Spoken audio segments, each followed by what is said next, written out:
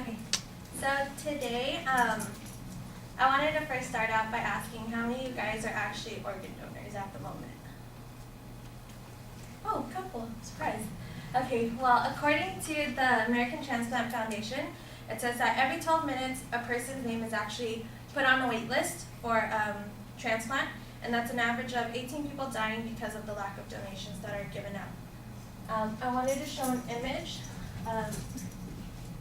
stating to supporters that 95% of US adults today actually support organ donation. But the question is, where are all these 95% of people? Today, I will be explaining how organ donation has been misinterpreted due to the myths. I've been researching this topic for several weeks now and gained a few knowledge of the myths that have come about. Knowing what is true and what is false will help educate those that don't know about organ donation and help them hopefully one day to donate as well. Today I will discuss what exactly are those myths that people are saying, what is actually the truth about those statements, and why it is important to take those facts into consideration. I first wanted to start with giving some examples of myths that are being said today. Many times stories of organ donation is spread around with false statements, and it causes people to think twice about those situations.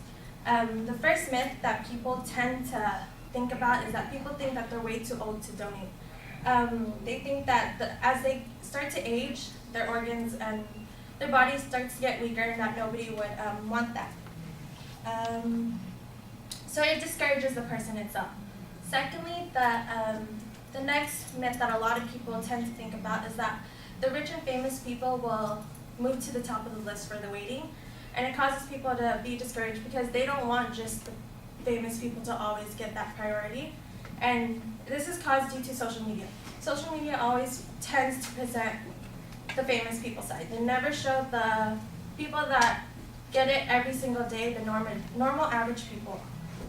Lastly, patients that actually donate, they think that their family will be charged with hospital bills when exactly they really don't. They think that the expenses that were done for the surgery and for afterwards will go to the family. Now that I have given you some examples of the myths, it leads me to disproving those myths. I now want to show you the true facts from sources that state what exactly what really happens. For the first myth about the aging, there really is no age limit. It can range from a newborn to all the way to 90 years old, and that comes from transweb.org. They say that the most common organ to donate is actually the liver because it never ages, and the most common age for that is actually 70 to 80 years old.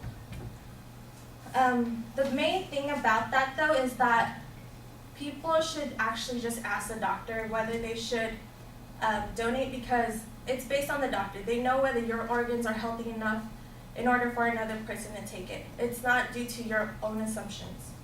The second fact is that according to transweb.org, they state that the highest social class doesn't have priority. That one is just a myth.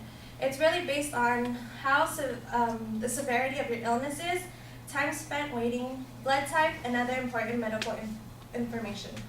So basically, famous people don't always get to the top. And there has been some people that actually haven't gotten it that were famous, and it was a star, an NFL star called his name was Walter Payton, and he was getting a liver transplant, but he died before he could even receive his transplant. The last fact is that it comes from Mayo Clinic, and it's basically saying that families aren't ever charged on the surgery. It's actually insurance that will pay for it unless they don't have insurance, and then whoever is the receiver for that organ, they're the ones to pay for the cost after that person has actually died. Now that I have given the myths and facts, I lastly want to state why it's important.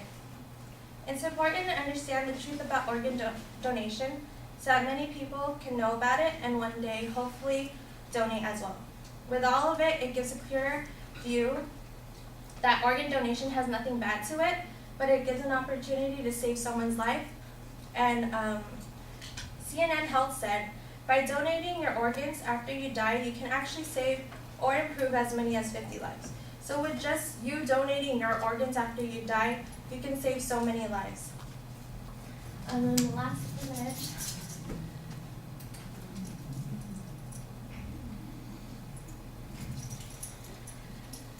Today I have talked about what are some of the myths that are being said, what is the truth to those statements, and why it is important to take those into consideration.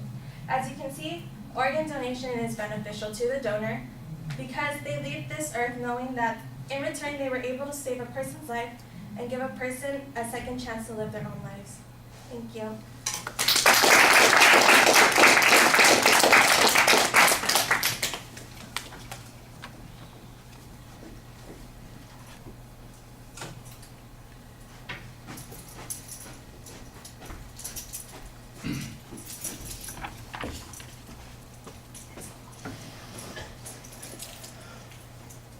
So Josh, share your thoughts, will you please? I felt she had a pretty good opening statement and she involved the audience.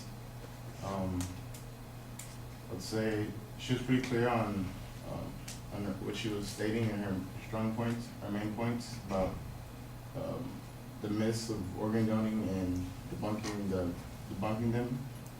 And also I felt her visual aids were pretty effective.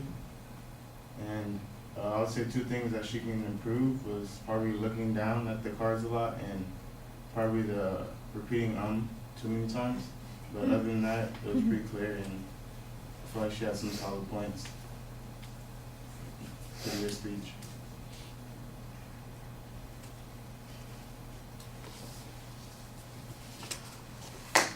All right, well, I'm going to disagree with you a little bit on the attention device. I didn't like the audience question survey nearly as much as the statistic that you started with. I think I would start with the statistic. Then maybe after you kind of introduce the subject, ask the audience that question. I think the reverse of the order puts you a little bit more in control, and it feels less like we're just winging it at the beginning of the speech. Your topic is pretty clear, although the purpose statement I think still ends up sounding vague as you're presenting it, and the supporting structure you lay it out also.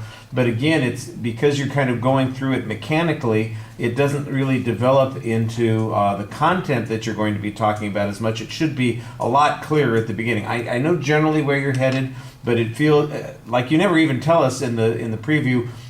You might want to summarize what those myths are that we're going to be talking about. We don't get to those myths until we're in the body of the speech. And then once we get there, they zip by very quickly. There's no citation about how frequently people cite the notion that, that old people, for instance, that their organs aren't going to be valuable or necessary, and that's why they don't even bother thinking about that. I'm sure that the organ donation organizations have done some research on this. There's got to be some detailed information that suggests that people are under this misnomer and that it's a frequently cited issue, why they don't even bother signing a donor card as they're getting older. I thought you did, when you talked about debunking the myths, you had source citations on that material, but the myths exist in the first place. There wasn't any citation on that. I did think it was kind of interesting that you had a statistic there about the frequency, and in fact the average age of donors for livers is in their 70s or 80s, and it's kind of a depressing thought to think about why that is true, because that's when they're all dying. You can't live without your liver, so you got to have it. So what's the average? When people die, that sort of thing, when they're giving those things up. And I think that is a valuable point. But on the other hand, if that's where most of them seem to be coming from, it also sounds like there's a good chunk there. What's the shortage on things that are due to that age myth? That would be important to help develop this point. I think the talk about the celebrities or people critical of that sort of thing. Again, that's another one of those presuppositions that you think people are worried about, and I think there needs to be some proof on that. I think you've got a good example to illustrate the point that it's not true, and you miss an opportunity to develop an interesting point here by telling us a little bit about Walter Payton's situation and story and who he is, because I think that you draw in more people, they'd find it a lot more interesting. if you gave some detail on that and talk about the fact that he died while waiting for the transplant in this situation and those circumstances, then I think it would be a little bit more compelling. You've got two visuals. One's used at the beginning of the speech, one's used at the end. The first one is primarily just that 95% statistic. It does kind of identify the topic. There's a nice visual that goes along with it, that kind of the smiling heart sort of issue. It's okay, but it doesn't really add anything to the content. The 95% statistic is pretty easy to remember without having the visual there. I think there's some other things that would have been useful to you to have. For instance, what are the organs that people need the most? What are the organs that are donated the least? How widespread those myths are. Any data on that would, I think, be a lot more interesting than that first one. The last one, I thought it was a good exit visual to give us, because it kind of gives us this connection to what's going on with the recipients, how they're going to be seeing this. But it's not really adding any information. It just gives us a little emotional impact there at the end. There's a lot of reading that's going on, and you want to be a little bit better than that, but that's fine. Thank you.